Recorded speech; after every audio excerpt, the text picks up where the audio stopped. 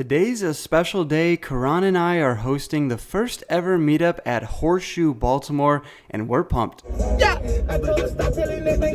It's 1:30 and the room is already packed. We have over 100 people signed up on the list. What's up, you guys? Welcome back to another video. We are here at our meetup game. We have 8 tables running right now, and it's only 2 hours into it, which is absolutely insane. I'm here with Karan, my co-host. 8 tables here at Horseshoe Baltimore here in Maryland. Absolute insane action so far. If you guys want to know where I'm going to next, you need to subscribe and follow me on Instagram. That's where I post all the meetup game info. Without further ado though, let's show you what this Maryland action is about. Let's go! Woo! First table, let's go! Let's go! We're at the first table and we're into the 2-3 game for $500. Huge shout out to everyone who comments on my videos, especially a guy named Alan Roberts who is a longtime subscriber and decided to give me some critique on my videos, how we can make them better. His suggestion was to show my position under the cards instead of the wolf symbol, and 9 people thumbed it up, so I thought it was a good critique as well, so I switched it for this video. If you guys have any other critiques, be sure to comment down below because I see all the comments, and who knows, I might just implement your comment in the next video as well. First hand of the night, I look down at pocket 8s from the button. Early position opens it up to $15. There's a few calls over to me, so I decided to put in the call as well. Looking to set mine here and get to a cheap flop. That's not what Steve on our left in the small blind decides to do. He re-raises to $100. And I'm probably just going to fold when it comes back around to me, but there's 2 other callers when the decision's on me and it's my meetup game. How am I going to fold here for $85 more? I know calling a $15 raise and then calling a $100 raise isn't exactly the strongest line, but we'll be going 4 ways to a flop, so I decided to stick in the 85 more, and we see a flop of ace king deuce, which definitely is not the best board for us. When Steve continues for a bet of $150 and everybody folds around to me, I'm not going to be a rebel here. I give up my cards waving the white flag, and Steve turns over ace queen of spades here, so he's going to take down that $415 pot, and he's the nemesis at this table at the moment. I made a few shirts to give away at this meetup game, just a perk of coming out if I'm in your area. I'm always going to give away some freebies. So I give away 2 shirts at this first table using a random seat generator, and then I announce that this is my last hand. So of course I pick up the Cowboys from under the gun, and I raise it up to $20. When 5 people put in the call, we're going 6 ways to a flop, which always comes ace high when you have kings, ace 10 7 rainbow. There's 120 in the middle. Action checks to me, I check, and the action checks around for the entire table, so actually pretty good news for us, and the 5 of spades peels off on the turn.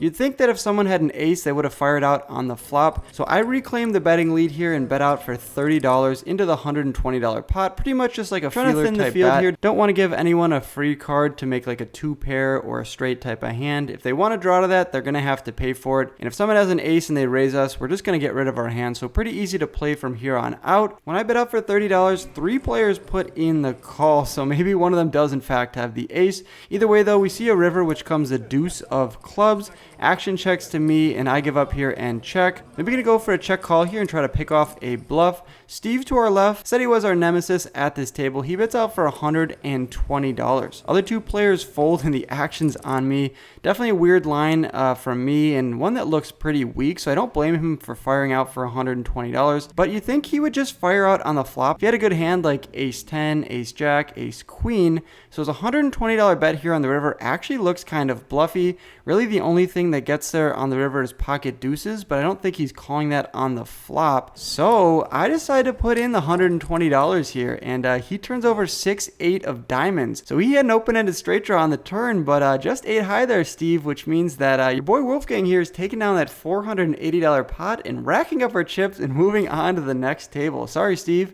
I announced it was my last hand. Make our way over to the second table, and everyone's stoked to see me. We give away a bang shirt to our buddy to our right. Other than that, nothing really eventful happened at the second table, unfortunately. So we move over to the third table, which welcomes me with a big bang cheer. Bang! Oh yeah, this table's lit. My mom always told me don't take candy from strangers. I'm really strange. But you seem like a nice stranger.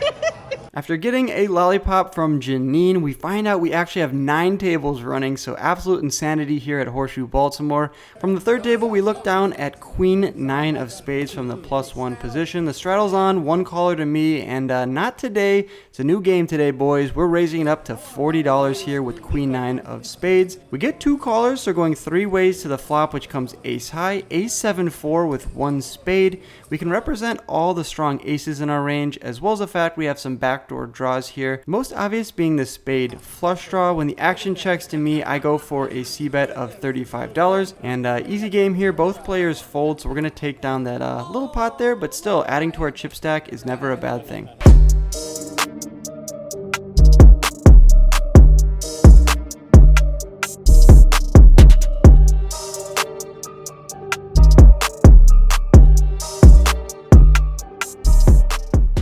Having a blast at our meetup game, and I look down at king queen offsuit here with 800 in my stack. I'm in the +2 position, and I raise it up to $30 over a straddle. When we get 2 callers, we're going 3 ways to a flop, which comes jack high, not exactly what we wanted. Jack 6-3 rainbow. I decided to start with a check here from the +2 position, and both other opponents decide to check behind, bringing in a free card coming the 5 of hearts on the turn. Do you start with a bet here, or do you check it over to them again? A check looks super weak. A bet here could still represent strength because there's 2 other opponents in the hand and they both had position on me, so I would be checking the flop here with some strong hands. Not a draw heavy board, so pocket 6s, pocket 3s, ace jack could all find a check on the flop and then continue here on the turn. That's what I represent here on the turn. I bet out for $30. We're only going to get looked up by the cutoff. So we're off to the river here, which comes the 10 of diamonds, rivering us the open-ended straight draw. Just kidding, we just have king high here. So I bet out for $65. I'm continuing my line of strength. Hopefully the opponent just mucks his cards here. $65 is the price of poker. Will he put me on a strong hand like ace jack, king jack, pocket 6s, pocket 3s? Or will he decide to go for the re-raise to $172? Yes, that's specific. That's what he decided to make. I actually mumble it out loud at the table. But nothing I can do here with king high. I just take one more peek at my cards, do a little Hollywood, and muck them. And sure enough, he turns over the goods here. 7-4 offsuit. Yes, they're playing that here in Baltimore. Book your one-way flight. You're going to love it. He had a gutter on the flop and turned the straight there. So no complaints from me getting away from that hand on the river. Congrats to him. We're stuck $25 on the session. Real quickly, I just wanted to show you guys my subscriber growth has absolutely been parabolic the last few months and specifically the last few weeks. I don't want you to be left out, so if you're watching this, consider subscribing and joining one of the fastest growing poker vlogs on YouTube right now. Let's freaking go. I appreciate all the support. Yeah, so just a little amount of chips. What's going on here? Bang! What's going on here, bro? Bang! Can I get a bang for the vlog? Bang! 1, 2, 3. Let's get a bang for the vlog.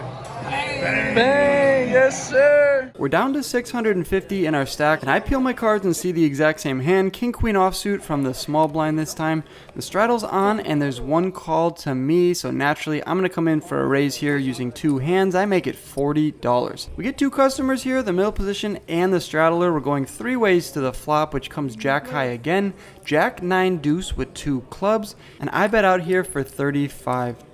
Does this thin the field at all? Negative Ghost Rider. It does not. Both players put in the call. Hopefully we can pick up a good card on the turn like the 10 or maybe an offsuit king or queen, but we pick up neither when the 7 of clubs peels off on the turn. And I like to go for the check here. It's a card that connects the board in a bad way for me. 8-10 now makes a straight. Any 2 clubs have a flush, so I start with the check. And surprisingly, both other players check behind, so I have some devious intentions on the river here. When there's no action, the 5 of hearts peels off. There's still $200 in the middle. I go for a check once again, and the straddler now bets out for $50. When middle position gets out of the way, the action's on me. And the most obvious decision here would just be to fold fold my cards. Calling would definitely be the worst, folding probably the best. But what's option C? Why am I cutting out chips here? Oh, I could go for the check raise and maybe take down the pot and win it here? Yeah, let's go for that. We're in Baltimore, it's a meetup game, all the players are super fun, and the guy that bet out here for $50 is the one that turned the gutter in that other hand. So I pop him up to $215 here. I could still be representing a lot of strong hands. I could have ace 3, ace 4, ace 5 of clubs being the nuts. I could also have pocket jacks, pocket sevens, my favorite hand, and he's a vlog watcher, so he might know that. And when I raise him up to 215, he can really only call me with a flush here or a set. Two pair would probably just have to fold. So I make it 215, and he snap folds his cards, showing a jack face up. I got him off the best hand there. Of course, he showed me 7-4. I'm going to show him king high here in this hand, and I'm taking down that $245 pot. Let's freaking go. Bluff worked. What's going on? What's going on? What's going on? What's going on? What's going on? What's going on? Out of the hole! Out of the hole! What happened though? You have no happened. That's a bang! That's a bang!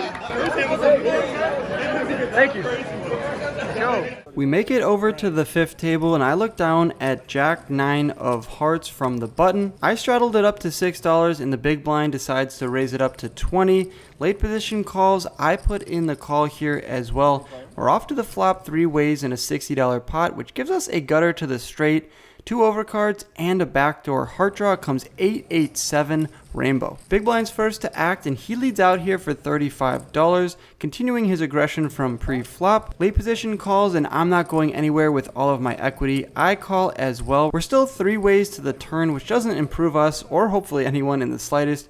Comes the 3 of clubs. The big blind now decides to slow down and check. If the late position bets here, he probably has a strong hand. If he checks, we can take up the betting lead here and fire out on the turn, which is exactly what happens. The late position gives up the lead and checks it over to me. I'm going to bet out here for $55, a third the size of the pot. If I'm trying to tell a story by the river, I need to start here on the turn. $55 is the price of poker. No story needed. Both players fold here on the turn. On a non-10, 9, or jack card on the river, I was going to bomb it, so happy I didn't have to put more money in the middle. I turn over the jack of hearts for the table to see and speculate what I could have had on that board.